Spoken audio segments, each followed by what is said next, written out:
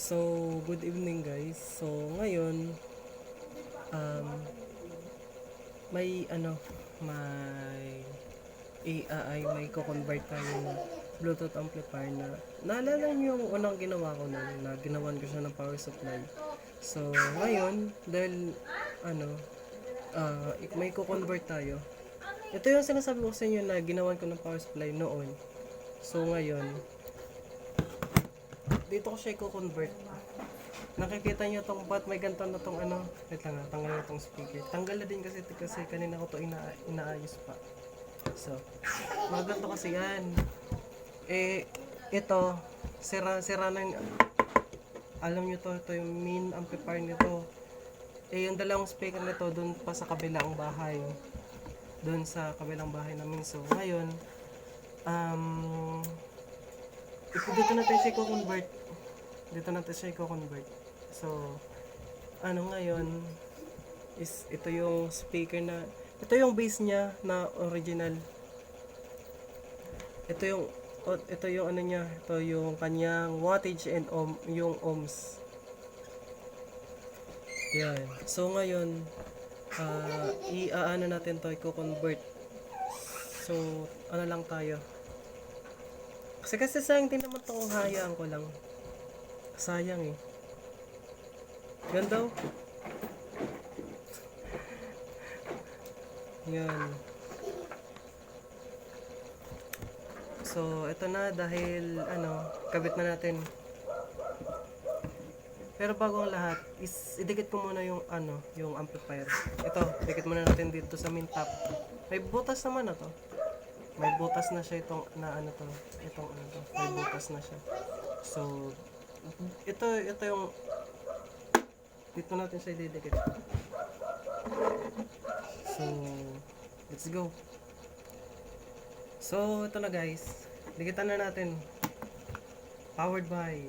Ito yung Ito yung natin, pandikit. Wala tayong pandikit na normal eh. So, yun. Ay.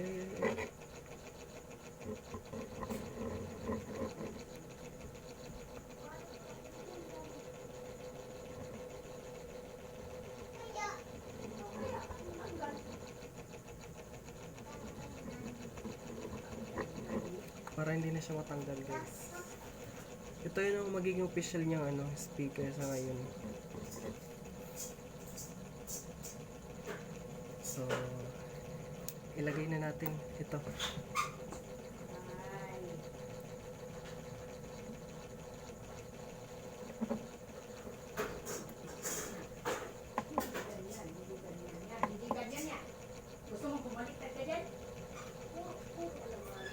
Yan lang ah.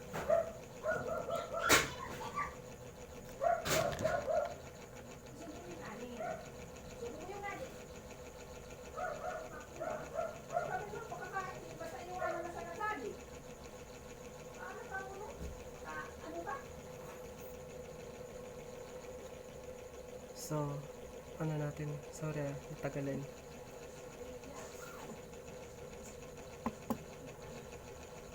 So, ganito ang pesto niya. Ganyan sa baba, wait lang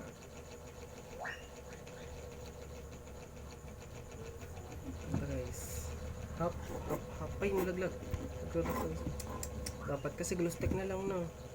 Wala kasi glue stick, tsaka gabi na din kasi. Hayaan naman natin ito. So, ganito yan.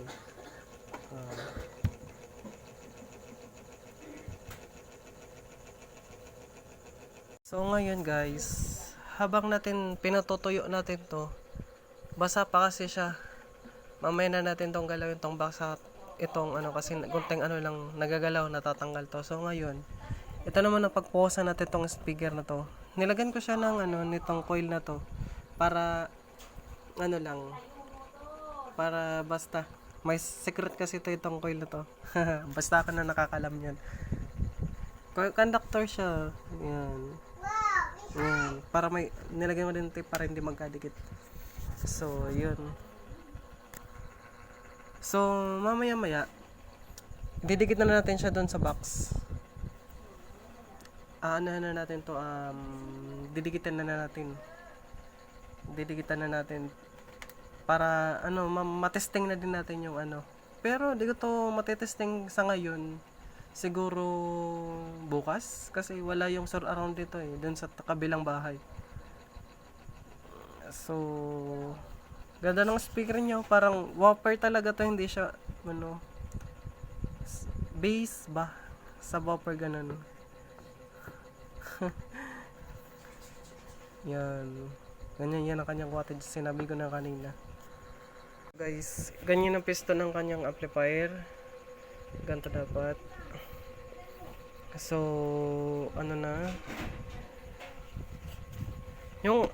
yung dalawang surround dito is nandun sa taas sa kapila. Hindi ko pa naman siya, kasi, hindi ko na maayos to. Sirang-sira na. To. Nangitim siya sa loob. Parang sumabog yata to.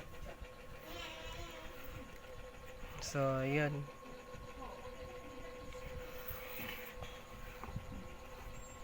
So, hayaan lang muna natin matuyo. Pansamantalang iwanan muna natin ng mga ilang oras. So, ito na nga guys. Dahil ikabit ko na yung speaker, ito na din, naikabit ko na din yung sorry madilim. Naikabit ko na yung yung kanyang bass. Tsaka yung surround para dun sa dalawang speaker. So ngayon, ito na siya. Ito na siya, yan. Yan ang kanyang itsura. Pag pag wala pang surround. Kasi pa lang So yun, sorry na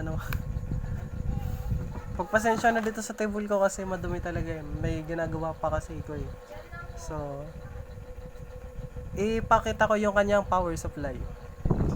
Yan ang kanyang power supply. Ito, meron siyang diode na 6 ampere. May capacitor siyang na 2,200 UF 16 volt. At meron siyang pang discharge ng ng kuryente dito. Pag pinapatay ko kasi pag yung may natitirahan pa siya ng konting DC. Kaya dapat kasi yung konti siya kusang made-discharge. Kasi ayaw ko kasi na-stackan ng kuryente yung capacitor. So, ngayon, ito na, gumagana na. Ito na siya. Yan. So, yan. Pansamantalang babay muna kasi bukas ko pa naman tayo sa soundcheck. Bye-bye!